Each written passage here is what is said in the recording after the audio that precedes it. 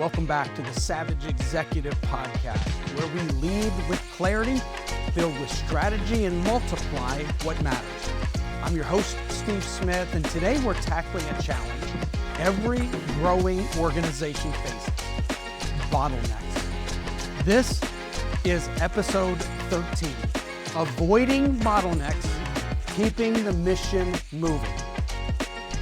Let's start with today's savage moment. Complexity kills clarity.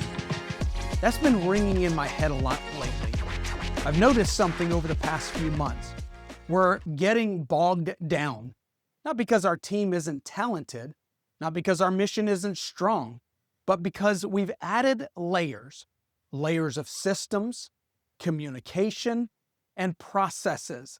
And those layers have slowed down our flow. Growth always brings complexity. It's the natural drift of every healthy organization. The more people you add, the more systems, layers, and communication points you create, that's normal. But what's not normal, or at least what shouldn't be, is allowing that complexity to choke the clarity that made you effective in the first place. When I first joined this ministry, my lead pastor told me that we in our processes are way over on one side, and the organization that, Steve, you came from is way over on the other extreme.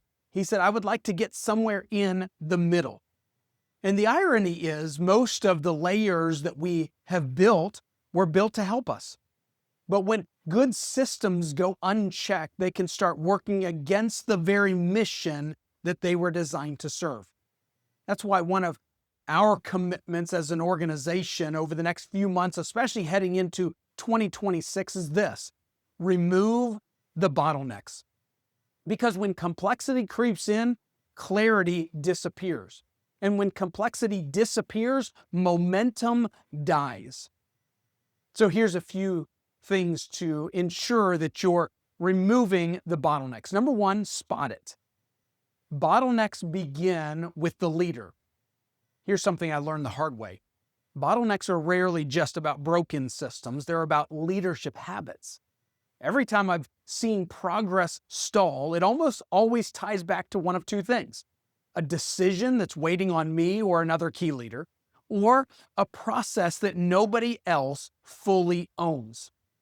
And if you're in a senior leadership role, you've probably been there too. You're trying to protect quality, maintain control, or make sure that every detail lines up perfectly. But in the process, you end up becoming the slowdown. That's not stewardship, it's stagnation. So here's the question I started asking myself this year: where am I holding on too tightly to something that someone else could carry more effectively? If you're a leader, your job isn't to do everything right, it's to get the right things done through others. That means learning to delegate, clarify, and trust. Because you can't lead effectively in a system that you are clogging. Number two, simplify it. Systems should serve the mission, not the other way around. Let's shift gears. I love building systems. They bring order, predictability, and consistency, but I've seen how easy it is for a system that once served the mission to start running the mission. You create a process to streamline something. Then a few years later, that same process now has 5 extra steps, 3 approval chains, and no clear owner. Does that sound familiar to you? If you want to avoid bottlenecks, you've got to simplify relentlessly. Here are some simple filters to run your systems through this week. The ownership test. Who actually owns this process? If you can't name a person, the process owns you. The purpose test. Can you connect every step of the system back to your mission? If not, it's becoming clutter. How about the adaptability test? Can this process evolve without your direct involvement? If not, it's fragile. Simplifying doesn't mean cutting corners. It means cutting noise. Because when you reduce unnecessary complexity, you multiply clarity, and clarity always accelerates progress. Number 3, sustain it. Build leaders who clear bottlenecks, not create them. Long-term health requires more than just fixing systems. It requires building up people. You can't just clear bottlenecks at the top. You have to build leaders throughout your organization who do the same. Leaders who don't just point out problems, they solve them. In my context, we've been working on this across different levels of leadership. We started to emphasize one question in our meetings. What's stuck? And what do you need to get it moving?